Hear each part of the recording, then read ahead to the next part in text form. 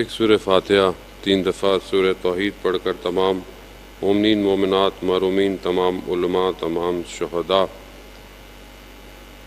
اور یہ خاص طور پہ جسٹس ریٹائر سید جعفر زی شاہ صاحب، والدہ محترمہ سید منور حسین، سید کاظم علی شاہ کاظمی، شہید ضیاء الدین، اور حالیہ میں جو 2 جوان شہید ہوئے استاد شہید سبت جعفر، شہید سردار، شہید عارف حسینی کی روح کو پڑھ کر بخش دیں۔ بسم اللہ۔ امام زمانہ کی سلامتی کے لیے ایک دفعہ صلوات بھیج دیں۔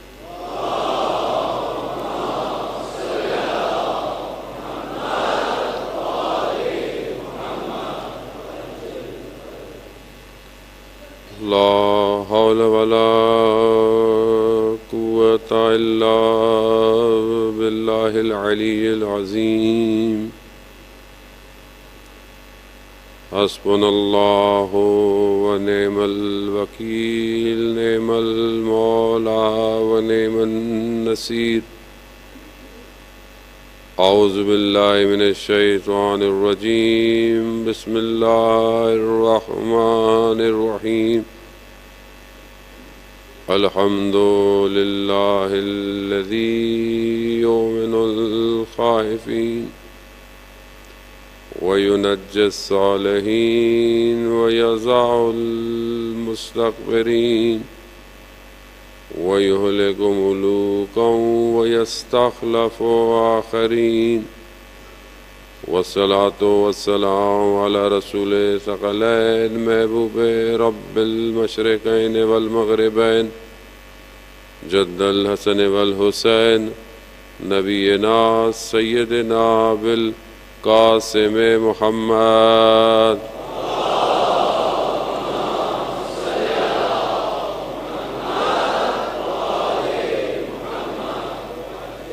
وعلى آلہ الطیبین الطاہرین المعصومین، لا سیما بقیت اللہ فی الارضین، روحی وارواحنا للتراب مقدم الفدا، ولعنۃ اللہ علی اعدائہم اجمعین۔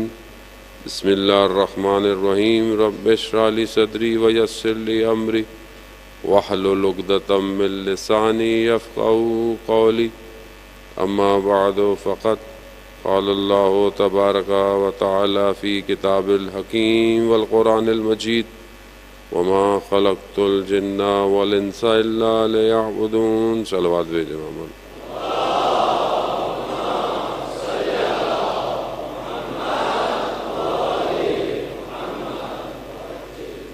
عزاداران شہید و شہداء، ایام عزا کی چند مجالس سے خطاب کی توفیق آپ مومنین کے درمیان میں ہوئی۔ خدا کی بارگاہ میں سب سے پہلے شکر گزار ہیں کہ پروردگار نے یہ توفیق عطا فرمائی، اور اس مقصد کے لیے کہ جس مقصد کے لیے سید الشہداء علیہ الصلوۃ والسلام کربلا آئے تھے، اس مقصد کو تبیین کریں، اس مقصد کو تظہیر کریں آنے والی نسلوں تک۔ میں بہرحال یہاں پہ خاص طور پہ آغا صاحب کا اور تمام علماء کا، جتنی بھی آرگنائزیشن، خاص طور پہ ISO اور جتنے بھی والنٹیئرز اور انتظامیہ جنہوں نے بھی بہرحال اس پروگرام کو منعقد کیا اور یہ موقع دیا کہ آپ مومنین کے درمیان میں حاضر ہوں، تہ دل سے مشکور ہوں، اور خداوند متعال کی بارگاہ میں دعا گو ہوں کہ پروردگار اپنی بارگاہ سے بہتر اجر عطا فرمائے۔ میں خود بہرحال ذاتی طور پر بھی بہت عرصے سے چاہتا تھا کہ میں یہاں پہ تشریف لاؤں، اور وظیفہ ہے بہرحال، اس میں وقت کی یا کوئی ایسی کوئی بات نہیں کہ ہم نے وقت نکالا، وقت ہمارا ہے ہی نہیں، وقت امام کا ہے، اور جہاں امام کی نوکری ہے وہاں انسان نے جانا ہے۔ بس یہ کہ امام ہم سے راضی ہو اور ہماری اس نوکری کی وجہ سے ظہور میں ایک قدم ہم اور آگے بڑھیں۔ اصل ہدف ہماری زندگی کا، ہماری حیات کا، ہمارا امام ہے۔ عزیزان محترم، کیونکہ بہرحال ہماری مجالس کا ایک بیشتر طبقہ جوان کا ہے، آج کل کے اس دور کے اندر کہ جہاں پر جوان ہی ٹارگٹ ہے ہر طریقے سے، اور اسے مختلف طریقے سے اصل حقیقت سے دور کیا جا رہا ہے، اسے دنیا اتنی خوبصورت کر کے دکھائی جا رہی ہے کہ وہ آہستہ آہستہ اپنی حقیقت کو کھو رہا ہے۔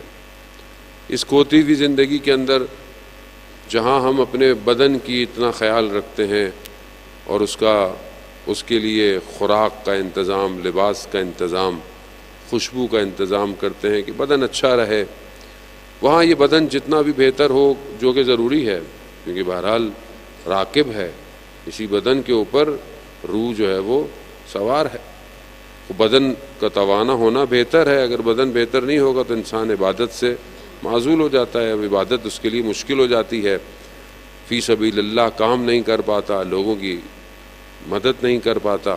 تو یہ بہت ضروری ہے کہ بدن اس کا سالم ہو، لیکن بدن پھر بھی یہیں رہ جائے گا، خاک میں مل جائے گا۔ جو چیز اصل حساب کتاب دے گی وہ انسان کی روح ہے۔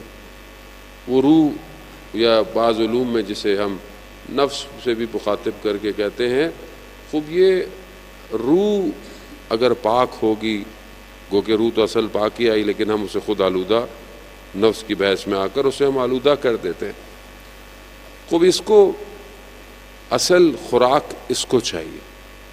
اگر آج جوان کو صحیح خوراک نہیں ملے گی جو اس کی روح کی خوراک ہے، تو یہ روح کسی اور طرف جانے کی کوشش کرے گی۔ آج دنیا کے اندر آپ دیکھیں کہ لوگ اطمینان قلب کو ڈھونڈ رہے ہیں کہ کسی طریقے سے اطمینان ہو جائے۔ آج western ideology, western life style آج تھک گیا ہے۔ مادیت، آرام، اختیار، اس کی دیکھیں نا صبح شام جو اس کی تشہیر ہے وہ کس چیز کی ہے؟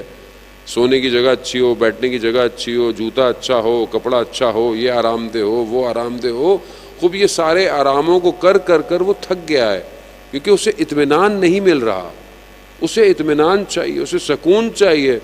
تو آج خود دیکھیں کہ آج ان ممالک کے اندر جو کنورژن کی تعداد ہے، کنورٹ ہونے کی، وہ اچھی خاصی ہے، اور اس کنورٹ ہونے کی وجہ یہی ہے کہ وہ سکون ڈھونڈ رہے ہیں، انہیں سکون چاہیے۔ ایک حد تک بڑا طبقہ جو ہے وہ بودھزم کی طرف، بودھزم جو ہے کہ بہرحال کسی طریقے سے ایک خلوت ہے، ایک تنہائی ہے۔ بودھا جو تھا وہ اس نے بھی دنیا کے اس درد اور مصیبتوں سے جب دیکھا کہ دنیا میں یہ درد بھی پائے جاتے ہیں، آلام بھی پائے جاتے ہیں، تو اس نے اپنا سب کچھ چھوڑ دیا تھا۔ بہرحال وہ ایک محل میں زندگی گزارا، اسے پتہ ہی نہیں تھی کہ موت بھی کوئی چیز ہے، اور بہرحال وہ پھر ایک چلا گیا اور اس نے اپنے آپ کو اس خلوت اور تنہائی میں اور اپنے آپ کو اس مالک کے حقیقی کی طرف کہ بہرحال لوگ بعد میں اسی کی پوجا اور عبادت کرنے لگے، جبکہ وہ خود اپنے آپ کو ایک اطمینان کی اسٹیٹ میں لے جانے کے لیے، جسے اسے نروانا کہا، کہ جہاں انسان فنا ہو جاتا ہے اپنے خالق کی ذات میں۔ خوب یہ ایک طبقہ ویسٹرن آئیڈیالوجی کا اس کی طرف آپ دیکھ رہے ہیں۔ آپ کا بھی علاقہ ٹورسٹ پلیس ہے، لوگ ٹورزم آتے ہیں، لوگ پہاڑوں میں، لوگ کہیں ان خلوتوں میں اصل میں اپنے لیے اطمینان ڈھونڈتے ہیں، سکون ڈھونڈنے کی کوشش کرتے ہیں، جبکہ یہ جتنے بھی ہیں یہ سب بہرحال سراب ہیں۔ اصل اطمینان خداوند متعال کی عبادت میں اور پرستش میں۔ یہ پرستش اس کی فطرت میں ہے۔ اگر اسے صحیح راستہ نہیں دکھایا جائے گا تو وہ کسی اور چیز کی عبادت کرے گا۔ آج جوان اگر اس طرف راغب نہیں ہوگا تو یقیناً وہ اپنے اوقات کو کہیں اور گزارے گا۔ جس جوان کو تہجد کی نماز کی لذت کا نہ علم ہو، ظاہر ہے وہ اپنی وقت کو دنیا کی لذتوں میں گزارے گا، اور جسے خدا کی بارگاہ میں کھڑے ہونے کی لذت مل جائے، چاہے وہ کبھی بھی سوئے، اسے خود بخود ملائکہ اٹھا دیتے ہیں۔ آیت اللہ شمس الدین عالم دین کا بیان کرتے ہیں کہ ان سے لوگوں نے سوال کیا کہ آپ جو ان کے قریب لوگ تھے، آپ کس طرح اتنا پرفیکٹ وقت پہ، ایک دقیق وقت پہ آپ سحر میں اٹھ جاتے ہیں؟ کہا کہ جو ملائکہ میرے موکل ہیں میں ان سے کہتا ہوں، وہ مجھے اس وقت میں بیدار کرتے ہیں۔ وہ انسان اس کمال کی طرف جاتا ہے۔ بہرحال میں آپ کا زیادہ وقت نہیں لوں گا۔ ہم متوجہ ہوں کہ ہم اپنے قلب کو بیدار کیسے کریں۔ خوب یہ سب ویسے ہی ہے، بدن وہی ہے، سب کچھ وہی ہے، لیکن جب انسان اپنے اندر سے تبدیل ہوتا ہے تو اس کے لیے دنیا بالکل ڈیفرنٹ ہو جاتی ہے۔ اس کی پرسنالٹی، اس کی کردار بالکل چینج ہو جاتا ہے، جبکہ انسان وہی ہوتا ہے۔ پہلی چیز جو عرفا اور علماء بیان کرتے ہیں کہ جہاں ابو علی سینا نے بھی جو ہے وہ کئی نمط کئی منازلیں بیان کی ہیں، وہاں علماء بیان کرتے ہیں کہ پہلی چیز جو کہ بیدار کرتی ہے، جسے وہ یقظہ کہتے ہیں، بیداری، وہ کوئی نہ کوئی حادثہ ہے زندگی میں۔ ہر کسی کی زندگی میں ایک نوک ہے، ایک کھٹکھٹ ہوتی ہے، یا کوئی قریبی شخص دنیا سے چلا جاتا ہے، یا کچھ اس کا چھن جاتا ہے، یا کوئی ایسا حادثہ ہر کسی کی زندگی میں آتا ہے، اور یہ یقظہ اور یہ بیداری اس کو متوجہ کراتی ہے۔ یہ پہلا سٹیپ ہے حدیث عنوان بصری، جسے امام جعفر صادق علیہ الصلوۃ والسلام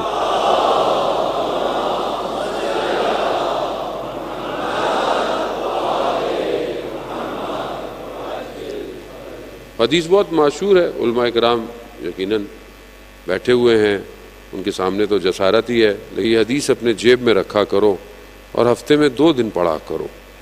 کوئی حدیث کیا ہے، بہرحال آپ نے سنی بھی ہوگی، بہرحال میں جوانوں کے لیے جو آج کل ہر وقت جو ہے وہ فیس بک اور ٹک ٹاک پہ بیٹھے رہتے ہیں، تھوڑا کتابوں کی طرف بھی متوجہ ہوں۔ حدیث جو ہے وہ شخص ہے 96 سال کا، 96 ایئر اولڈ ہے، اور اس کا نام جو ہے وہ عنوان بصری ہے۔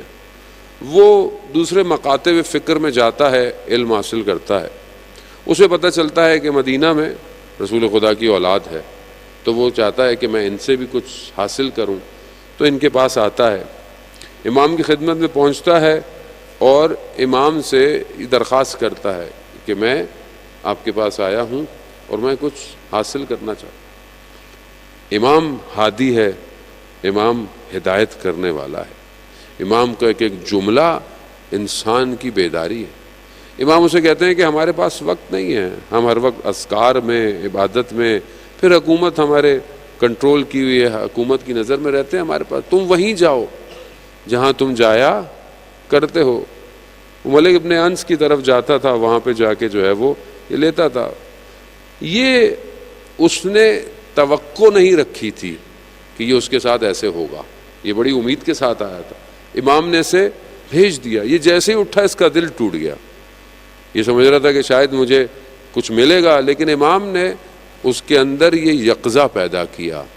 یہ وہاں سے اٹھا، یہ کہتے ہیں 1 ہفتے تک سوائے نماز کے اور گھر سے باہر نہیں نکلتا تھا، کہیں بھی نہیں گیا، اور اس افسوس اس کرب نے اسے جینے نہیں دیا۔ 1 ہفتے کے بعد کہتے ہیں کچھ وقت گزرنے کے بعد یہ رسول خدا کی مرقد پہ گیا، وہاں اس نے زیارت کی، نماز پڑھی، اور وہاں پر جو ہے وہ توسل کیا۔ دوسری چیز کامیابی کی بیداری کے بعد کیا ہے؟ توسل ہے، کیونکہ کائنات اللہ نے ان کے اختیار میں دی ہوئی ہے، سب کچھ ان کے پاس ہے، رحمت للعالمین ہے۔ پروردگار کی رحمت اگر 100 جز میں تقسیم کی جائے تو 1 جز ہے جو پہلے انسان سے لے کر آخری انسان تک ہے۔ یہ ساری رحمت جو ماں اولاد سے کرتی ہے، ہم ایک دوسرے سے کرتے ہیں، یہ ساری رحمت قیامت تک 1 جز ہے۔ 99 جز 99% رحمت خدا نے اپنے محبوب کو دی ہوئی ہے، رحمت للعالمین ہے۔ ان کی بارگاہ میں توسل کرنا، ان کی بارگاہ میں جانا۔ عزیزان محترم، ہم رسول خدا کے عاشق تو بہت ہیں، لیکن ہم نے رسول خدا کی سیرت پہ آج تک کوئی کتاب نہیں پڑھی ہے۔ یہ ہمارے عشق کا تقاضا ہے کہ 24 گھنٹوں میں ہماری زندگی میں کتنی سنت رسول ہے، یہ میں خود اپنے آپ سے دیکھوں، میں آپ سے کیوں کہوں خدا نہ خواہ۔ تو اس نے دوسری چیز کیا کی؟ توسل کیا کہ اپنے نواسے کے دل کو میرے لیے نرم کیجیے۔ خیر یہ پھر گیا، خادم آیا، بٹھائے رکھا، پھر خادم نے اسے بولا کہ آؤ، خدا نے تم پر فضل و کرم کیا ہے، امام نے تمہیں بلا لیا۔ امام کی خدمت میں حاضر ہوا۔ امام حدیث طولانی ہے، میں بہت زیادہ اس کی طرف نہیں، بس میں متوجہ کرانا چاہ رہا تھا۔ امام نے اس سے پوچھا تمہارا نام، کنیت اس نے اپنی بتائی کہ میری کنیت عبداللہ ہے۔ امام نے کہا کہ خدا تمہیں تمہاری کنیت پہ قائم رکھے، یعنی اللہ کے بندے رہو۔ وہ دل میں کہتا ہے اگر آج مجھے یہاں سے کچھ بھی نہ ملے، یہی دعا میرے لیے کافی ہے۔ پھر امام نے پوچھا کہ کیا چاہتے ہو؟ کہا میں علم حاصل کرنا چاہتا ہوں۔ امام فرماتے ہیں کہ علم حاصل کرنے سے نہیں ملتا، علم نور ہے، اور خدا جس کے قلب پہ چاہتا ہے اس پر اتار دیتا ہے۔ اب یہ جو بہرحال ہم چاہتے ہیں کہ ہم آج اپنے وقت کے امام کی نصرت کریں، آج ہم مختلف علوم میں جائیں، تو پہلی چیز ہے کہ اس کو بیدار تو کریں پہلے۔ کتابیں پڑھ لینے سے انسان جو ہے وہ کتابیں جب تک اندر کی کتاب نہ کھلے، وہ سلطان باہو کہتے تھے تسبیح پھیری دل نہ پھریا۔ اب آدمی ہاتھ میں تسبیح لے کے بیٹھا ہوا ہے، استغفر اللہ استغفر اللہ استغفر اللہ، تسبیح پھیری دل نہ پھریا، کی کرنا تسبیح نو پھیر کے ہو۔ خوب انسان اگر کتابیں پڑھتا رہے، انسان چیزیں کرتا رہے، دیکھو اندر بیدار نہیں ہے، قلب کی آنکھ روشن نہیں ہو رہی ہے، انسان جو ہے وہ اس عالم کی طرف متوجہ نہیں ہے۔ مرنے کے بعد ملکوت دیکھا تو کیا دیکھا، مرنے کے بعد تو ویسی سکور کارڈ ہاتھ میں آ جائے گا۔ اصل کمال تو یہ ہے کہ مرنے سے پہلے مر جاؤ۔ ہمارے علماء آیت اللہ عظمہ بہجت، آیت اللہ قاضی طباطبائی، علامہ طباطبائی بیان کرتے ہیں کہ جب ہم نجف میں تھے تو ہمیں، یہ دونوں بھائی علامہ محمد حسین طباطبائی، علامہ حسن الہی طباطبائی، دونوں بھائی تھے اور دونوں آیت اللہ قاضی کے شاگرد تھے۔ انہیں خبر ملی کہ ان کے استاد کا انتقال ہو گیا ہے، شور شرابہ، بہت پریشانی میں بھاگے۔ ان کا ایک گھر کوفہ کی مسجد کے پاس تھا، یہ نجف سے وہاں پہنچے تو دیکھا باہر بڑی اذا اور شور غل، اندر دیکھے تو استاد کا بدن پڑا ہوا ہے۔ اب یہ سب پریشان، تو ایسے میں ان کے جو خاص شاگرد تھے ہاشم حداد، وہ تشریف لائے۔ انہوں نے جب ان کی بدن کو دیکھا تو انہوں نے کہا کہ نہیں، ان کا انتقال نہیں ہوا۔ گھر والوں کو بولا پریشان نہ ہو، ان کی تھوڑی طبیعت خراب ہے۔ خوب کیا تھا، موت اختیاری ہے، خلسۂ بدن ہے، چیزیں بہت بھاری ہیں۔ میں بہرحال آپ کی علماء کی موجودگی میں بہرحال میں یہ سما خراشی کا باعث بن رہا ہوں، لیکن کیا تھا، خوب روح نکل جائے گی، بدن وہیں رہ جاتا ہے۔ خوب بہرحال آیت اللہ عظمہ بہجت اور ان کے پاس خوب موت اختیاری تھی، لیکن یہ چیزیں، دروازہ بند نہیں ہوا، دروازہ آج بھی کھلا ہوا ہے۔ آج بھی انسان اپنے آپ کو موت سے پہلے موت کو دیکھ سکتا ہے، مرنے سے پہلے اپنا ملکوت دیکھ سکتا ہے۔ خوب کیسے لوگ، ایسے روشن دل لوگ کہ جن کے سامنے لوگ آتے تھے اور لوگ گھبراتے تھے۔ ملا کلی حسین ہمدانی جنہوں نے 300 ولی پیدا کیے، 300 شاگرد طالب علم مدرسے کے نہیں، ولی بنائے۔ آیت اللہ جواد ملکی تبریزی، محمد بہاری، احمد کربلائی، 3 ان کے بڑے ولی ہیں جن کی پوری ابھی تک جو چین آ رہی ہے سب احمد کربلائی کی ہے۔ وہ ان کے سامنے مولا امیر کے حرم میں آ گیا، اس کا نام عبد فرار تھا، یعنی لوگ فرار کرتے تھے اسے دیکھ کر۔ یہ سامنے آیا تو کہا کہ آپ مجھے فرار نہیں کر رہے، ان کے سامنے آیا تو انہوں نے ایک جملہ کہا، تمہاری فرار اللہ سے ہے یا اس کے رسول سے ہے؟ بس اس ایک جملے نے اس کو توڑ دیا اندر سے۔ دوسرے دن صبح یہ درس میں آئے، انہوں نے کہا آج درس نہیں ہوگا، آج ایک ولی کا انتقال ہو گیا، اس کا جنازہ ہے۔ جب یہ سب پہنچے طالب علم تو کہتے ہیں تو یہ تو عبد فرار کا گھر ہے۔ تو جب اس کی زوجہ سے پوچھا، یہ کل رات سے جب سے آیا تھا حجرے میں بیٹھا ہوا صرف ایک جملے کی تکرار کر رہا، میری فرار خدا سے ہے یا اس کے رسول سے ہے۔ عزیزان محترم، خوب انسان اپنے آپ کو متصل کرے، پہلی چیز بیداری ہے۔ وہ یہ دنیا الجھانے کے لیے ہے، یہ دنیا آپ کو انگیج کرنے کے لیے ہے۔ آج کا جوان اتنا انگیج ہو گیا ہے کہ وہ نماز میں کھڑا ہوتا ہے تو نماز میں اسے تھوڑی دیر کے لیے بھی وہ توجہ اپنی مرکوز نہیں رکھ سکتا، سینٹرل نہیں کر سکتا، یہاں اس کے خیالات شروع ہو جاتے ہیں۔ بہرحال آپ کو ماشاءاللہ سب اہل نماز لوگ ہیں اور سنا ہے کہ بہرحال یہاں محلوں میں مسجدیں بہت ہیں، لیکن بزرگی نماز پڑھتے ہیں، جوانوں کے پاس ٹائم جماعت میں آنے کا نہیں ہے۔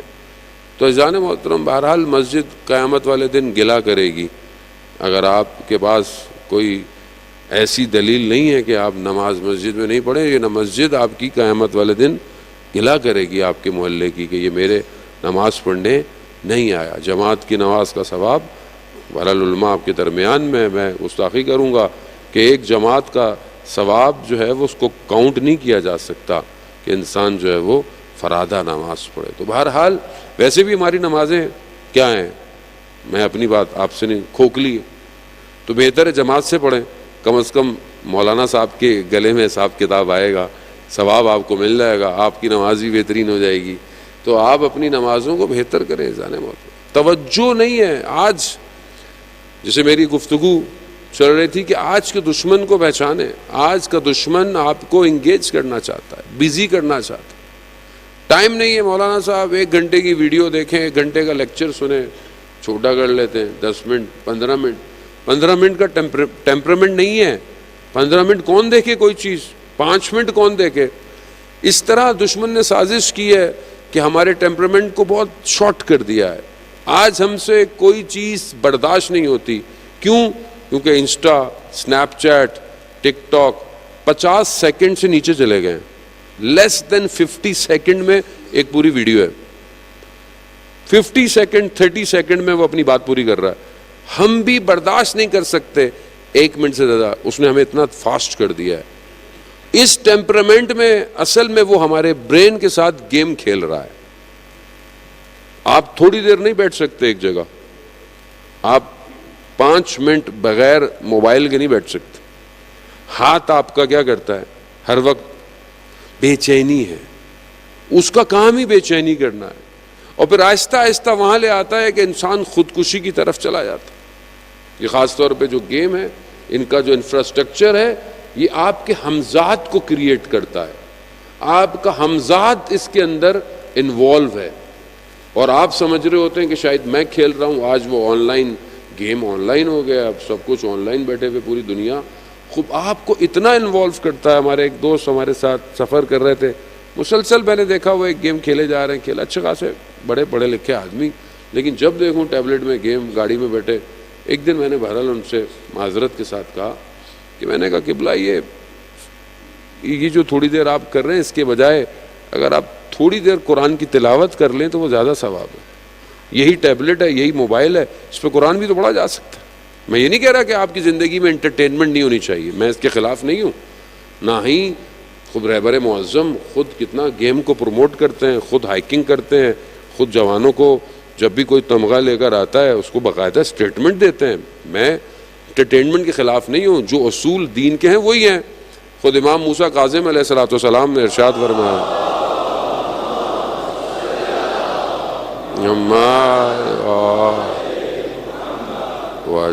امام کا ارشاد ہے اپنی زندگی کو چند چیزوں میں تقسیم کرو، اپنی لائف کو. ایک خدا کی عبادت، ایک حلال نان نفقے کے لیے زحمت رہیں. خوب اس سے معاشرہ درس تو اچھا لے لے گا، لیکن زندگی کے بہت سارے چیزیں بھی ہیں. خوب اس میں بھی ضرورت ہے آپ کو. اسپورٹس کی بھی ضرورت ہے. اسپورٹس آج کل اس لیے بھی ضروری ہے کہ نشے سے دور کرتا ہے. آج جو جوان نشوں کے اندر ہیں، وہ اس کی وجہ یہ ہے کہ بدن جو ہے وہ قید ہو گیا ہے. خوب آپ فزیکل گیم کی طرف جائیں، نہ کہ ورچوئل گیم کی طرف جائیں. فزیکل گیم، فزیکل انوالومنٹ ہے. باڈی کو موومنٹ چاہیے. خود علماء اکرام، میں کافی ملکوں میں جاتا ہوں، مجھے باقاعدہ بہرحال وہ ویکنڈز میں بچوں کے ساتھ جو ہے وہ بعض اوقات کھیلنا پڑتا ہے. وہ میں ایک دفعہ کئی سالوں سے رمضان میں مڈل ایسٹ کے ملک جاتا رہا. وہی بچے جب انہوں نے مجھے شام کو گراؤنڈ میں دیکھا تو وہ اتنے انسپائر ہوئے کہ یہ تو وہی مولانا ہے جو مجلس پڑھ رہے تھے. وہ بہت ضروری ہے کہ آپ کو جوانوں کے ساتھ رہنا ہے. خوب ہم بھی انسان ہیں، اسے بھی پتہ چلے کہ وہ انسان ہے ایک دوسرے. ہم نے اپنے اساتید کو دیکھا کہ جس طرح ان کا بیہیویئر ہے جوانوں کے ساتھ، علماؤں کے ساتھ. خوب عزیزان محترم، خوب یہ ضروری ہے، لیکن آپ کو پتہ ہو کہ آپ نے اپنے وقت کو بیلنس کرنا ہے. آپ کی عبادت، آپ کی تعلیم، آج آپ کا اتنا بڑا ماشاءاللہ طبقہ ہے. آپ خود سوچیں کہ کتنی جابز ہم کریٹ کر سکتے ہیں. یہ سارے جو کتنے گریجویٹ ہوں گے کہاں جائیں گے؟ کیا ہم کوئی انڈسٹری ڈیولپ کر رہے ہیں؟ کیا ہمارے لوگ خود جہاں بیوروکریسی کی ضرورت ہے اس کے اندر کتنی محنت کر کر اپنے آپ کو بیوروکریسی کی طرف لے کے جا رہے ہیں؟ پھر کہتے ہیں ہمارے یہ مسائل ہوں، وہ مسائل تبھی حل ہوں گے جب آپ اوپر کہیں بیٹھے ہوئے ہوں گے. دوسری چیز کہ کون سی انڈسٹری اس ٹائم ریولوشنری ہے پوری دنیا میں، کہ جس میں ابھی اس ٹائم ہیومن ریسورس کی ضرورت ہے اور پوری دنیا اس کی طرف جا رہی ہے؟ وہ آئی ٹی انڈسٹری ہے. آئی ٹی کے لیے ہم کتنے کوشاں ہیں. آج یہی موبائل، یہی چیز اگر آپ اپنا تھوڑا انویسٹمنٹ کریں اسی موبائل پہ، آپ گرافکس سیکھ سکتے ہیں، آپ سوشل مارکیٹنگ سیکھ سکتے ہیں، ڈیجیٹل مارکیٹنگ، ڈیجیٹل ایپ بنا سکتے ہیں. علماء اکرام جو اتنی محنت کرتے ہیں، آپ ان کے دروس کو آپ ان کی چیزوں کو ٹیکسٹ میں کانٹینٹ میں کنورٹ کر کر دنیا تک پہنچا سکتے ہیں. لیکن یہی ہے کہ یہی جو انرجی آپ کی ہے اس کو آپ نے پازیٹیو یوز کرنا ہے. اگر آپ اس کو پازیٹیو یوز نہیں کریں گے تو نیگیٹو میں تو بیٹھے ہوئے آپ گیم کھیلتے رہیں, اس کیا ہوگا. ایک قوم گیم بنا رہی ہے, ایک قوم گیم کھیل رہی ہے. تو ہم کنزیومر ہیں. ہم نے اپلوڈ کتنا کیا. خوب یہ کلاؤڈ ہے نا پوری دنیا میں, ایک ویب ایک کلاؤڈ ہے. اس کلاؤڈ پر ہماری اپلوڈ کتنی ہے. ہم تو سب کچھ ڈاؤن لوڈ ہی کر رہے ہیں. تو کامیاب وہ ہے جو زیادہ اپلوڈ کرے گا, آرٹیکلز اپلوڈ کرے, پکچرز اپلوڈ کرے. میں ایک تصویر کئی لاکھوں سوالوں کے جواب دے سکتی ہے. ایک فریم کئی ذہنوں کو بدل سکتا ہے. خوب آج معاشرے سے آپ اگنور نہیں کر سکتے. آج معاشرے کو, آج معاشرہ ڈیجیٹلائز ہے. آج ہر چیز ریولوشنری ہو رہی ہے, میٹا ورس کی طرف, ورچوئل ریئلٹی کی طرف جا رہے ہیں. خوب اگر ہم اپنے آپ کو, ہم امام کو سیکیور کیسے کریں گے. ہم جو کہتے ہیں کہ مولا آپ آ جائیں, مولا کہاں آئیں گے. کربلا میں آئیں گے, مکہ میں آئیں گے, کوفہ میں آئیں گے. وہ مکہ میں امام کا ظہور ہے, تو مکہ کو ہم سیکیور کر سکتے ہیں. خوب امام نے معجزہ تو نہیں دکھانا. امام نے معجزہ دکھانا ہوتا ہے امام بہت پہلے آ جاتے. خوب امام کو ہیومن ریسورس چاہیے, خوب امام کو ڈرون ٹیکنالوجی چاہیے, امام کو ڈیٹا سیکیورٹی چاہیے, ہیکرز چاہیے. وہ جو سیٹلائٹ جو اوپر سے دیکھ رہی ہے, وہ سیٹلائٹ امام کو اپنی چاہیے. دشمن تو پتہ نہیں کون کون سی ٹیکنالوجیز لے کر بیٹھا ہوا ہے, دور سے ہٹ کرنے کو تیار ہے. تو آج ہم کیا اپنے امام کی سیکیورٹی کے لیے کچھ کر رہے ہیں, جو صرف دعائے سلامتی امام زمانہ پڑھ کر گھر چلے جاتے ہیں. خزانے محترم آج کے دور کو سمجھے. زمانے کا امام ہے, زمانے کا امام یعنی جس ایرا میں ہم ہیں, جو کہ ٹرانس ماڈرنائزیشن سے اوپر چلا گیا ہے, مین مشین سائبورگ ہو گئی ہے. وہ اس میں محنت کی ضرورت ہے, اس میں آگے نکلنے کی ضرورت ہے, جدت کی ضرورت ہے. خوب اپنے اس خلا کو توڑیں, ہم آگے کی طرف بڑھیں جانے, ورنہ ہم نئی نسل کو کھو بیٹھیں گے. جب آپ اس کے لیے کوئی چیز پرووائڈ نہیں کریں گے, صرف روکتے رہیں گے تو جب آپ بچے کو بولے یہ نہیں کرو تو وہ کیا کرے. اس کو کچھ آلٹرنیٹ تو آپ کو دینا پڑے گا. بچے کو بولو بیٹا یہ نہیں پڑھو, اچھی نہیں ہے, تو پھر اس کو اچھی کتاب دینی پڑے گی.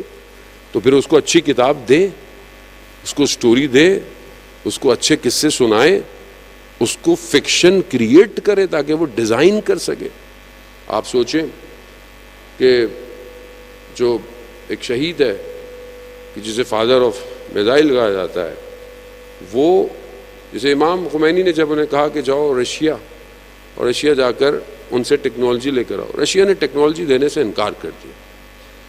اب یہ واپس آیا تو ان کو بہت زیادہ جو تھا وہ دکھ تھا کہ میں امام کی خدمت میں کیسے جاؤں. یہ فوراً مشہد مقدس امام کی زیارت پہ چلا گیا, امام کی زیارت کی, امام سے توسل کیا, واپس آیا. واپس آ کر اس کی بچی بہت عرصے سے کہہ رہی تھی کہ یہ میں نے ایک ڈرائنگ بنائی ہے, اس ڈرائنگ کو صحیح کر لیں. بار بار وہ یہ کہتی, چھوڑ دیتے تھے. اس نے بولا چلو بچی ہے دیکھے. جب اس نے بچی کو ڈرائنگ بنا کر دی اور اپنے اس کیفیت میں تھا, جو ڈرائنگ بنی وہ میزائل کا پورا نقشہ تھا. وہ خدا خود مدد کرتا ہے ذہن محترم جب آپ توسل کرتے ہیں امام کی بارگاہ میں. اور وہ آج اس کی قبر کے اوپر لکھا ہوا ہے فادر آف میزائل. وہ یہ جتنے بھی دنیا میں دائیں بائیں لگ رہے ہیں ہر جگہ, اصل بنانے والا وہی ہے. عزیزان محترم, خوب جب آپ اپنے خول سے باہر نکلیں گے تو امام جس کا صاحب زندہ ہو انہیں پریشان نہیں ہونا چاہیے. ابو الحسن اصفہانی کا واقعہ, بہت بڑے عالم دین اپنے زمانے کے مہاراج تقلید تھے نجف کے اندر. ایک گاؤں دیہات میں رہنے والے تھے اور وہاں سے اصفہان پڑھنے آئے. کسان کے بیٹے تھے, کہا میں پڑھنا چاہتا ہوں. آئے, والدہ نے کہا والد سے کہ جا کر اپنے بیٹے کی حالت دیکھ. شدید سردیوں کی کہتے ہیں راتیں تھیں. مدرسے میں جب پہنچے اپنے بیٹے کے پاس تو حجرے میں دیکھا کچھ بھی نہیں ہے, نہ کوئی چیز ہے روشن کرنے کے لیے, نہ کوئی گرم کرنے کے لیے, کچھ بھی نہیں ہے, کوئی ایسی چیز نہیں ہے. تو اپنے بیٹے پہ ناراض سے ہوئے کہ اس سے تو بیٹا بہتر تھا, گاؤں میں کچھ دو لقمے تو مل جاتے تھے. ان کا بڑا دل ٹوٹا. یہ مدرسے کے صحن میں آئے, انہوں نے امام زمانہ سے توسل کیا، کہا مولا میں تو آپ کی نوکری ہے، مجھے ہر چیز قبول ہے، مجھے ہر چیز منظور ہے جیسے بھی ہو، مگر میں آپ کی نوکری نہیں چھوڑ سکتا، تو میں والد کو کیا کہوں؟ ارے باپ شریعت میں بہت بڑا مقام رکھتا ہے۔ یہ کہہ کر ابھی گئے تو مدرسے کے خادم نے کہا کہ سید کوئی دروازے پہ کھڑا ہوا ہے۔ جیسی دیکھا اب یہ تو پہچان نہیں پائے، وقت کا امام خود موجود ہے۔ چیزیں دیں، کچھ آذوقہ دیا، کہا کہ کمرے میں فلانی جگہ ایک شمع ہے، اس کو روشن کرنا، روشنی بھی ہوگی اور گرماہٹ بھی ہوگی، اور کچھ چیزیں باقی بعد میں، اور ہاں اپنے والد سے کہنا ماں صاحب داریم، ہمارا صاحب زندہ ہے۔ یہ کہہ کر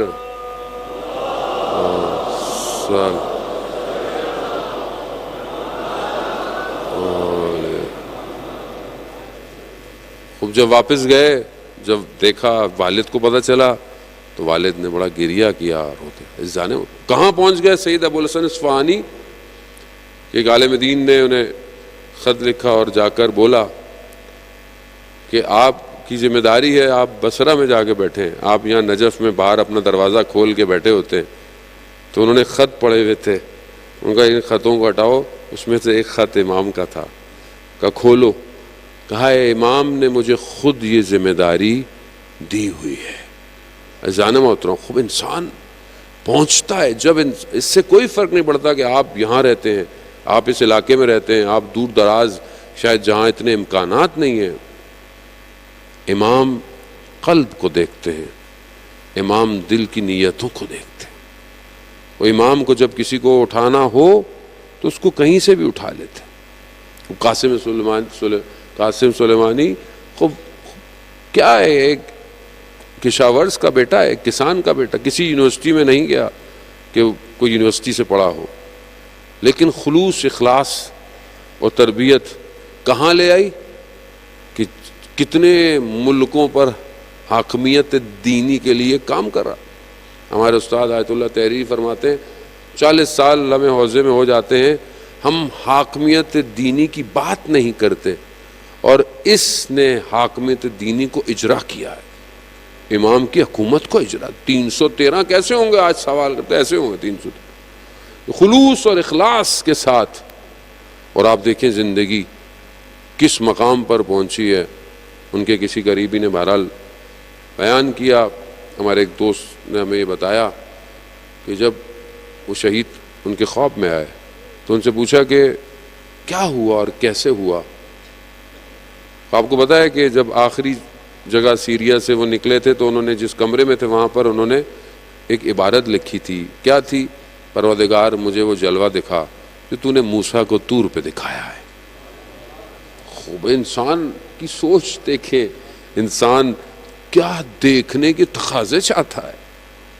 خوب جب شہید ہوئے وہ کہتے ہیں خواب میں آیا تو کہا کہ میرا ہاتھ تو باہر تھا، صرف ایک ہاتھ ہی سالم تھا، باقی تو کچھ بھی نہیں تھا، وہ باہر تھا، مجھے تو ایک دم مولا کائنات آئے، انہوں نے میرے ہاتھ سے پکڑا، مجھے نجف لے گئے، مجھے نہیں پتہ چلا کہ پھر کیا ہوا۔ خوب جانب وہ جلوہ جو کوہ طور پر دکھایا تھا اسی جلوے سے روشناس ہوئے۔ وہ کیا کہتے ہیں؟ ہم مکتب امام حسین کے شاگرد ہیں، یہ عزاداری، یہ مجلس، یہ بیداری ہے، یہ ہے جس نے قوموں کو زندہ رکھا ہوا۔ ہمیں شاید اس کی اس طرح قدر نہ ہو کیونکہ بہرحال ہم شاید یہیں پیدا ہوئے۔ ایک خاتون جو برٹش میں کنورٹ ہوئیں اور وہ جب مسلمان ہوئیں تو وہ ادھر ادھر گئیں، جس کے پاس جاتی تھیں وہ اس کی برائی کرتے تھے، اس کی برائی کرتے تھے، کوئی بہت پریشان، کسی ایک طرف کہا کہ نہیں ان کی طرف نہیں جانا، یعنی ان کی طرف نہیں جانا، ہر کوئی روکتا رہا۔ ایک دن انٹرنیٹ کا دور ہے، یوٹیوب کا دور ہے، بیٹھی ہوئی تھی تو کوئی مجلس سامنے ہے تو انہوں نے کہا کیا ہے، ٹرائی کرنے میں کیا ہے، کوئی دیکھ تھوڑی رہا ہے۔ جیسے ہی انہوں نے دیکھا تو کوئی گفتگو ہو رہی ہے اور حضرت خدیجہ پہ کوئی گفتگو تھی، تو اتنی وہی کہ خاتون کی اتنی ڈگنیٹی، اتنا احترام یہ بیان کر رہے ہیں۔ پھر اس خاتون نے دیکھا کہ آخر میں مجلس کے کوئی نام لیا گیا اور وہ ایک نام لیا گیا اور سب لوگ گریہ کرنے لگ گئے۔ تو اس نے بولا کہ یہ کون ہے کہ جس کے صرف نام لینے سے اتنے لوگ گریہ کر رہے ہیں. بس حسین، آج بھی حسین ہدایت کا چراغ ہے. بس ایک نام پر ریسرچ کی اور جو ہے وہ اہل بیت کی چاہنے والی ہو گئی. عزیزان محترم، خوب ہم اپنے آپ کو متوجہ کریں، ہمارا اصل وارث زندہ ہے اور یہ سب ہم نے اس کے حوالے کرنا ہے. آج اگر ہماری کوئی حیثیت ہے تو کس کی وجہ سے؟ اسی کی وجہ سے. ہماری اپنی کوئی حیثیت نہیں ہے، ہمارا اپنی شناخت نہیں ہے. کربلا میں جو آئے ان کی اپنی کوئی شناخت نہیں تھی. انہوں نے یہی کہا تھا کہ میرا امیر کون ہے؟ حسین ہے. ہماری کوئی پہچان نہیں ہے، ہماری شناخت ہمارا مولا امام حسین ہے. وہ ہماری شناخت کیا ہے؟ ہمارا امام ہے.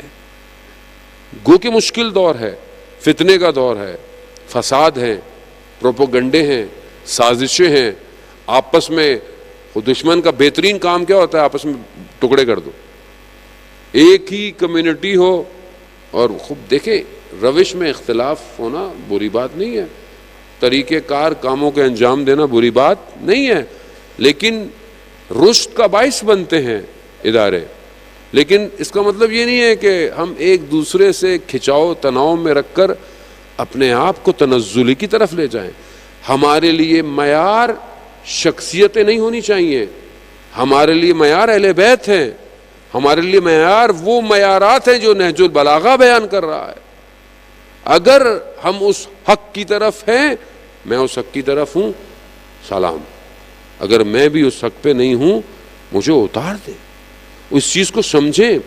ہم اپنے آپ کو اس اصل ہدف سے بعض اوقات دور کر دیتے ہیں.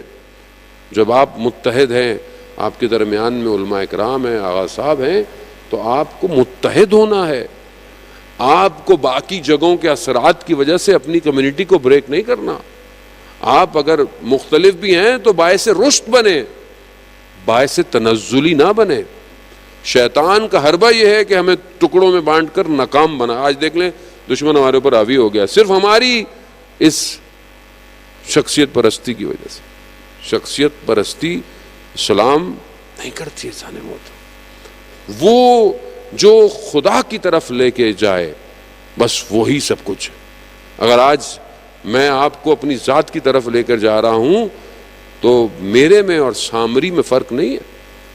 سامری نے جو اس لوہے کو، اس سونے کو آگ میں دہکا کر اور حضرت جبرائیل کے جو سواری کے جگہ سے جو مٹی اٹھائی تھی اور اس کو اس میں ڈال کر کیا کہا تھا جب حضرت موسیٰ علیہ السلام غیبت پہ گئے؟ کیا کہا کہ یہ موسیٰ کا رب ہے. اور ظاہر ہے باطل خود کچھ نہیں ہوتا، اس میں تھوڑا حق ملانا پڑتا ہے. حق کو باطل کے ساتھ ملائیں گے تو ہی باطل نظر آئے گا، ورنہ کچھ نہیں ہے. خوب اس نے کیا کیا؟ اللہ سے اور حقیقی اس کے نبی سے دور کیا. خدا نہ خواستہ اگر میں آ کر آپ کو اپنی طرف متوجہ کر رہا ہوں تو میں خود بھی خسارے میں ہوں، آپ کو بھی خسارے میں لے کے جا رہا ہوں.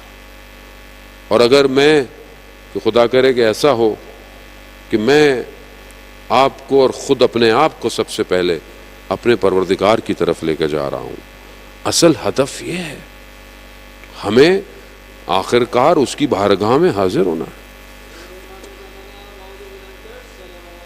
اللہ صلی علی وجل.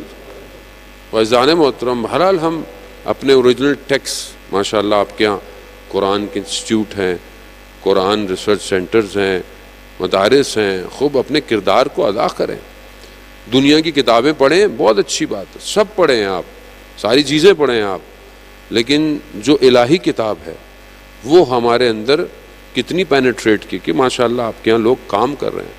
خود اس کو اپنے وجود میں پیوست کریں اور اس کے ذریعے سے اپنی زندگی میں اثرات کو مرتب. آج اگر میرے وجود پر قرآن کی حکومت نہیں ہے تو کل پھر میں اپنے وجود کو اپنے امام کو نہیں دے سکتا، کیونکہ جب امام آئیں گے تو قرآن کی حکومت ہوگی. امام آئیں گے اور کس چیز کی حکومت؟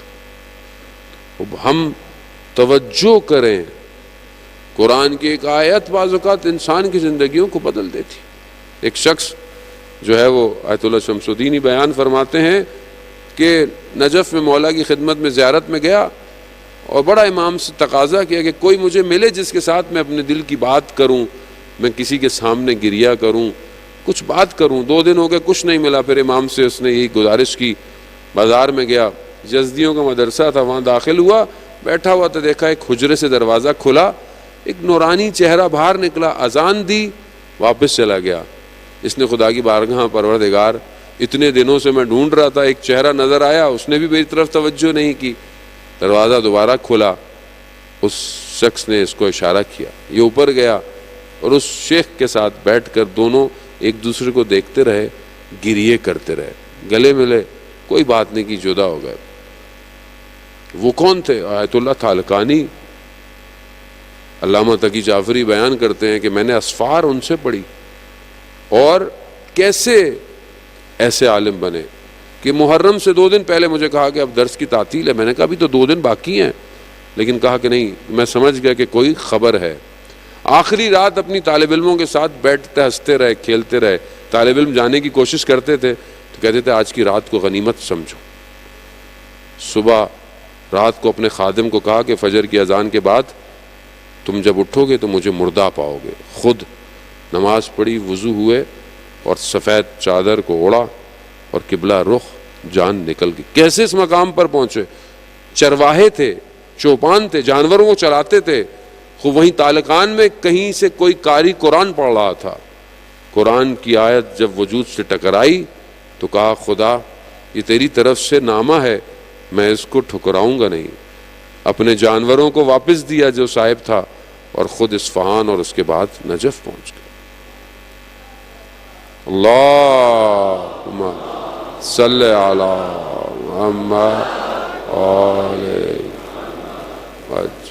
اب یہ سب تبھی ممکن ہے عزیزان محترم جب یہ قلب پاک ہوگا، اس کو آلودہ نہ کریں۔ دنیا اسے آلودہ کرنا چاہتی۔ خبائیں اپنے آئمہ سے متصل ہوں۔ سید الشہداء نے کیسے گوہروں کو چنا راستے سے، کس کس شخص کو امام جانتے تھے کہ یہ شخص کس طرح کام آئے، اور یہ ایسے گوہر تھے کہ جنہیں کربلا کی سرزمین میں دفن ہونا تھا، لیکن آج تک ہمارے قلوب کو منور کر رہے ہیں۔ یا لیتنی کنت معکم فافوز فوزا عظیما، روایات ہیں کہ جب بھی کربلا کے شہداء کو یاد کرو یہ ضرور کہو کاش ہم آپ کے ساتھ ہوتے۔ خوب امام کا مقصد انسان کو کمال پر پہنچانا تھا۔ آج کروڑوں لوگ اربعین کی طرف، زیارت کی طرف، خدا ہم سب کو بھی اربعین میں زیارت نصیب فرمائے۔ جانب اربعین کی زیارت کا ثواب ہمارے استاد کہتے ہیں کہ دنیا میں کیپیسٹی نہیں ہے، دنیا میں ظرفیت نہیں ہے اربعین کی زیارت کا ثواب آپ کو مل سکے۔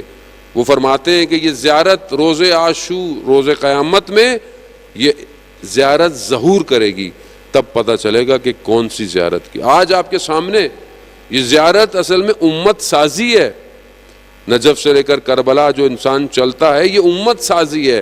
یہاں پر اصل ولایت ہے جو اتنے قلوب کو کھینچ رہی ہے۔ اس کھینچنے میں یہ ایک دوسرے کا سیکریفائس کرتے ہیں، ایک دوسرے کا خیال کرتے ہیں، عبادت کرتے ہیں، ایک دوسرے کی تربیت کرتے ہیں۔ یہ ایک 70-80 کلومیٹر میں ایک حکومت ہے، اور اس حکومت کا حاکم صرف امام ہے۔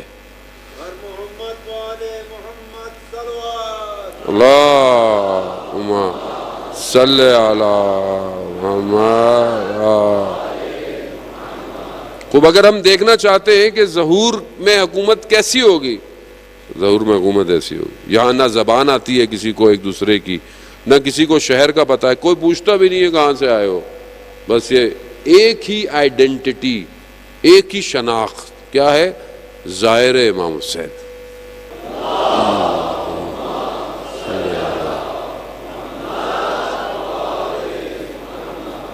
عزیزان محترم آپ دیکھیں وہاں رستے میں جس شخص کے پاس جو ہوتا ہے وہ دیتا ہے۔ عراقی پورا سال کماتا ہے اور اس ایک چند دنوں کے لیے سب کچھ خرچ کر دیتا ہے، ایک دوسرے کو کھینچ کھینچ کے لے کے جاتا ہے۔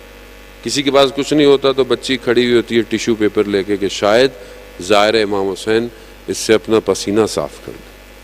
خوب زیارت کا ثواب اتنا ہے. خدمت بہرحال وہاں گزارش بھی ہے کہ بہرحال جو متعلقہ ادارے ہیں آرگنائزیشنز ہیں تاکہ یہ زیارت لوگوں کے لیے آسان بنے. ایک تو بہرحال مہنگی بہت ہو گئی ہے حالات کی وجہ سے, بارڈر بھی مشکلات ہیں آگے پیچھے, خدا کرے کہ انشاءاللہ وہ بھی آسانیاں ہوں. اور جتنی ہماری اور آرگنائزیشن ہے وہ اور حکومت کو بھی چاہیے کہ زیارت کو, کیونکہ زیارت دنیا نہیں دے سکتی, اس کا ثواب خود سید الشہداء ریٹرن کریں گے. عزیزان محترم اگر ایک زائر کی ذرا سی بھی خدمت کرے تو بہرحال اس کا اجر خدا کی بارگاہ. علماء بیان کرتے ہیں, میں دوست احباب تھے نجف کے ان کے ساتھ بیان کر رہے تھے کہ ایک طریق علماء کی الگ ہے. علماء جو پرانے جاتے تھے وہ راستہ الگ تھوڑا سا الگ ہے.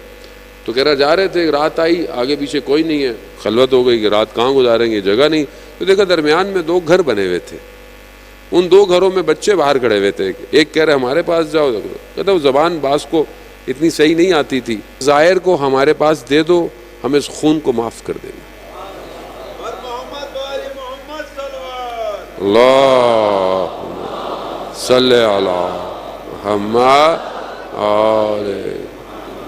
خوب ہمیں نہیں پتا, خوب یہ وہ جانتا ہے جو امام کو پہچانتا ہے. زیارت آسان نہیں ہے, اور زیارت مطلب یہاں سے بھی ہم زیارت کر سکتے ہیں, مایوس نہ ہوں آپ.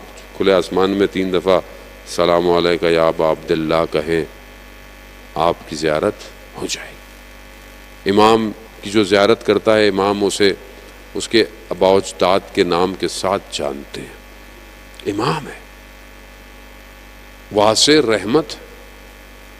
آیت اللہ غازی طباطبائی بیان کرتا ہے امام واسع رحمت, اور اس واسع رحمت کا دروازہ ابو الفضل عباس ہے. اس دروازے تک پہنچنا ہے تو حضرت عباس کے ذریعے سے جانا. کربلا بہترین مثالوں کو ہمارے لیے اجاگر کر رہی ہے. وہ حضرت عباس کا کردار, حضرت عباس کی شخصیت, اطاعت کا پیکر اور وفا, یہ سب مجسم ہے. یہ لفظ بنے ہی حضرت عباس کے لیے, وہ یہ خوبصورتی ان لفظوں میں حضرت عباس کے وجود. لیکن امام حضرت عباس کی کیا خصوصیت ہے؟ اپنے امام کی اطاعت ہے. کہیں پر حضرت عباس نے امام حسین کو مشورہ نہیں دیا, کوئی مشورہ نہیں. عباس خیمے لگا دو, عباس خیمے ہٹا دو. اطاعت. آج ہمیں بھی حضرت عباس سے یہ مانگنا چاہیے کہ جس طرح آپ نے اپنے امام کی اطاعت کی, مولا ہمیں ہمارے امام کی اطاعت نصیب کرے. خوب ہم اس طرف پڑھیں عزیزان محترم. بہرحال ایام چند دن ٹوٹے پھوٹے لفظوں سے میں کچھ دے تو نہیں پایا آپ کو, بہرحال ٹوٹی پھوٹی باتیں آپ کے وجود میں کر کر. بہرحال آج آخری مجلس ہے, خدا انشاءاللہ پھر توفیق عنایت فرمائے. عزیزان محترم, کربلا اپنے تمام پہلوؤں سے جہاں عقل رشد ہوتی ہے, جہاں جذبے بیدار ہوتے ہیں, وہاں احساسات بھی ضروری ہے. انسان کی آنکھوں میں آنسو جو آتا ہے, روایات میں ہے جنت میں جو خزانچی وہاں ہوگا وہ ان آنسوؤں کو خریدے گا, اور ان آنسوؤں کو اس جام کوثر کے ساتھ ملا کر اس کی مقدار کو بڑھائے گا. امام پر گریہ کرنا, وہ ایک قطرہ بھی آنسو ہو, یہ آنسو جہنم کی آتش سے بچا لے گا. کیوں نہ بچائے؟ کیونکہ مصیبت اتنی بڑی ہے. توسل کریں اس شہزادی سے کہ جسے ام المصائب کہا جاتا ہے, جس نے مصیبتیں اپنے بچپن سے دیکھی. کربلا میں ماند اگر زینب نہ بود, کربلا میں رہ جاتی اگر حضرت زینب سلام اللہ علیہا نہ ہوتی. شریکت الحسین ہے. بچپن میں مدینہ میں گھر کا جلتا ہوا دروازہ دیکھا, بابا کے گلے میں رسی دیکھی. بی بی بچپن سے دیکھ رہی ہیں ماں دیواروں کے سہاروں سے چلتی ہے، ماں کے درد بیٹی جانتی تھی، رات کی تنہائی میں تاریکی میں ماں کے جنازے کو دیکھا، وہ یہ مشکلات دیکھ رہے۔ رمضان میں 19 رمضان کو بابا کے سر پہ وہ رومال دیکھا جو زرد ہو چکا تھا۔ مدینہ میں بھائی حسن کے جگر کے ٹکڑوں کو تشت میں دیکھا، مشکلات دیکھتی جا رہی ہے۔ جب امام حسین مدینہ چھوڑنے لگے تو بہن نے کہا کہ بھائی کہاں جا رہے ہیں؟ کہا میں شہر چھوڑ رہا۔ کہا میں بھی آپ کے ساتھ چلوں گی۔ امام نے کہا کہ اپنے شوہر سے اجازت لیں، شوہر بیمار ہیں، مریض ہیں۔ بی بی ان کے سرانے پر گئیں اور آنکھوں میں سے آنسو جب ان کے اوپر گرے تو انہوں نے کہا کہ کیا ہوا؟ کہا بھائی مدینہ چھوڑ رہا، اور آپ جانتے ہیں میں اپنے بھائی کے بغیر نہیں رہ سکتی۔ عبداللہ جعفر کہتے ہیں کہ ہمارے عقد میں شرط یہی تھی کہ جب آپ کے بھائی جائیں تو آپ ان کے ساتھ جائیں گے، آپ جائیں بلکہ یہ 2 میرے بیٹے لے جائیں کہ جب ضرورت پڑے تو ان دونوں کو امام پر قربان کر دیجیے گا۔ بس کس شان و شوکت سے یہ بی بی سوار ہوئی آپ کے ذہن میں ہے۔ علی اکبر سوار کرنے والے ہیں، حضرت عباس سواریوں کو پکڑنے والے ہیں۔ ہاں اسی شان و شوکت سے یہ کربلا میں کاروان اترا بھی ہے، مگر شب عاشور بی بی زینب اس طراپ میں ہے کہ کل میرے بھائی کا لوگ ساتھ دیں گے یا نہیں دیں گے۔ روز عاشور آئی، ایک ایک کر کر بدن آتے رہے، ہر بدن پر ایک خیمہ جو آگے کی طرف لگا تھا وہ بڑا خیمہ تھا، کہتے جو بدن لاتے تھے امام وہ خیموں میں آتے تھے، اور یہ بہن اپنے بھائی کا ساتھ دینے کے لیے کھڑی ہوتی تھی۔ بعض مقاتل تو یہ بیان کرتے ہیں جب حضرت علی اکبر گرے ہیں تو امام سے پہلے بی بی زینب پہنچی ہیں، مگر جب اپنے بیٹوں کے بدن آئے تو بی بی زینب نہیں آئی۔ اہل حرم سمجھے کہ شاید خیموں میں بے ہوش ہوں گی، اب جا کر کیا دیکھا بی بی سر سجدے میں ہے، وہ کہہ رہی ہے پروردگار میں نے 2 نشانیاں بھیجی ہیں اسے قبول کر لینا۔ کسی نے کہا کہ اونو محمد آ گئے، کہا واپس آ گئے، کیا دیکھا کہ دونوں بدن پڑے ہیں، امام حسین علیہ السلام سر جھکائے کھڑے ہیں، بی بی نے دونوں بدن کو کنارے کیا، خدا کی بارگاہ میں شکر کا سجدہ کیا، پروردگار تیرا شکر ہے تو نے میری قربانی کو قبول کیا۔ عزاداران محترم یہ جذبے کہاں سے آئے؟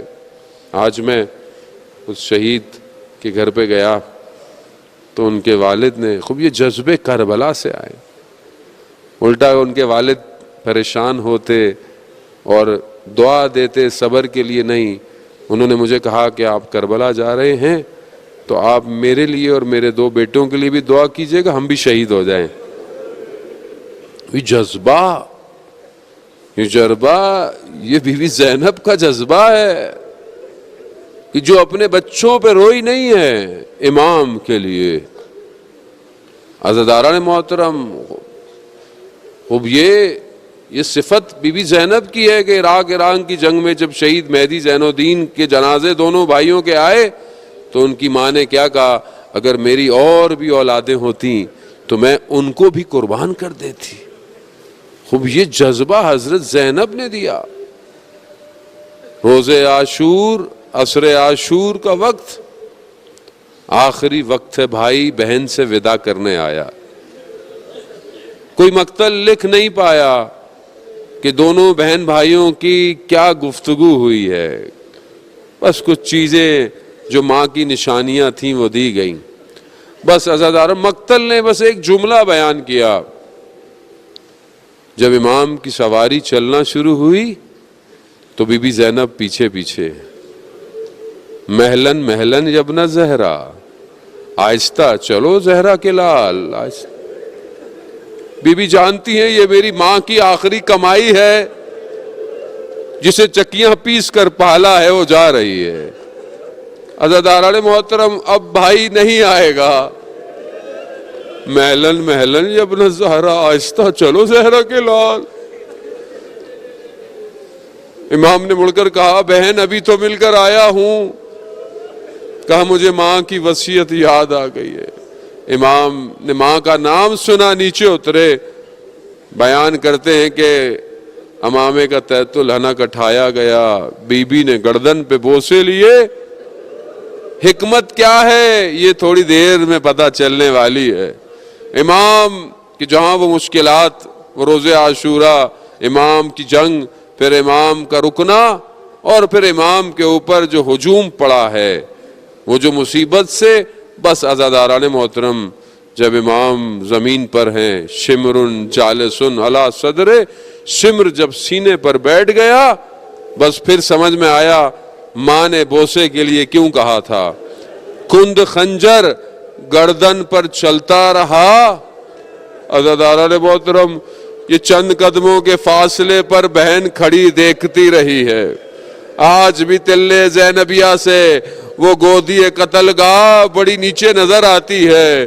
عزاداران محترم یہ وہاں سے دیکھتی رہی۔ ایک شاعر اپنی زبان میں بیان کرتا ہے کہ خیموں سے قتل گاہ تک دوڑتی رہی مگر دیر ہو چکی تھی۔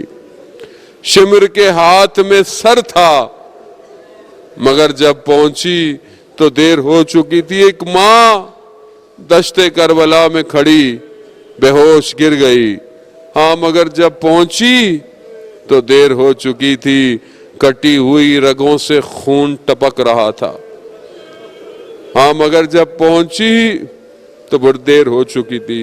یہی وجہ تھی عزیزان محترم کہ جب 11 محرم کو کوئی بدن پہچان نہیں پاتا تھا، مائیں اپنے جگر ٹکڑوں پر پڑی، زینب اپنے بیٹوں پہ نہ گری، حسین پر گری۔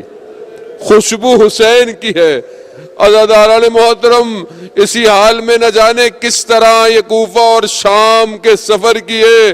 ارے بی بی جب واپس آئیں، جب چہلوں میں ضعیفہ ہو چکی ہیں، بس یہ جب واپس پہنچا ہے کارواں، بس آخری جملہ التماس دعا۔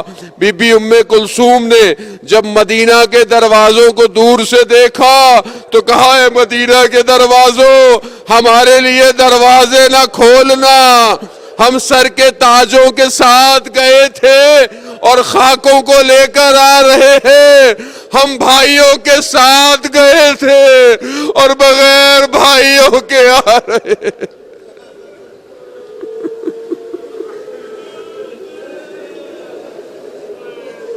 پروردگار امام زمانہ کے ظہور میں تعجیل عطا فرما، ہمیں ان کے ناصروں، ان کے مددگاروں میں شمار فرما۔